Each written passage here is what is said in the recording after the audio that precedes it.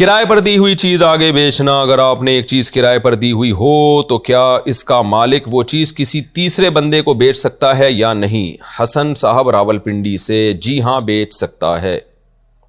3 عمرے ایک ساتھ کر لیے تو بال کب کٹوائیں گے؟ عمرے کے بعد دوسرا عمرہ والد کے لیے کیا، پھر تیسرا عمرہ بھی کیا تو بال کب اتارے جائیں گے؟ اگر پہلے عمرے کے بعد بال اتار لیے تو دوسرے عمرے میں بال نہیں رہیں گے تو پھر کیا کریں گے؟ رہنمائی فرما دیں. محمد راشد صاحب انڈیا سے.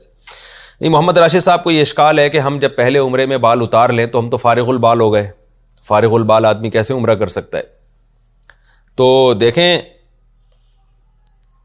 یہ جو آپ کہہ رہے ہیں نا کہ پہلا عمرہ کیا بال اتارے بغیر ہی دوسرا کر لیا تو دوسرا عمرہ ہوا ہی نہیں ہے، بس وہ نفلی طواف ہو گیا، اور وہ اس کو عمرہ نہیں کہیں گے ہم، کیونکہ پہلے عمرے سے نکلیں گے تو دوبارہ دوسرے عمرے میں داخل ہوں گے نا، احرام باندھ کے، یعنی احرام کی نیت کر کے. چاہے وہ احرام کھولیں نہ کھولیں لیکن بال اتارنا ضروری ہے، چاہے وہ سر منڈانے والا ہو یا ایک پورے کے برابر بال سارے سر سے کاٹ لیں آپ.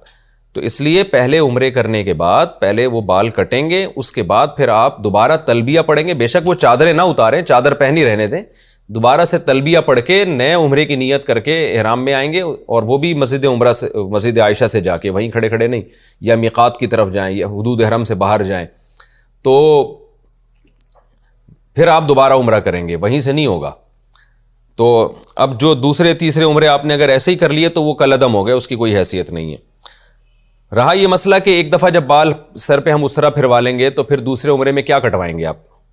تو دوسرے عمرے میں بھی بھائی ایسے ہی اس طرح چلا لیں سر کے اوپر. پہلے سے بال کٹے ہوئے ہیں تو دوسرا عمرہ کرنے کے بعد جب احرام سے نکلیں گے تو خالی سر کے اوپر اس طرح چلایا جائے گا.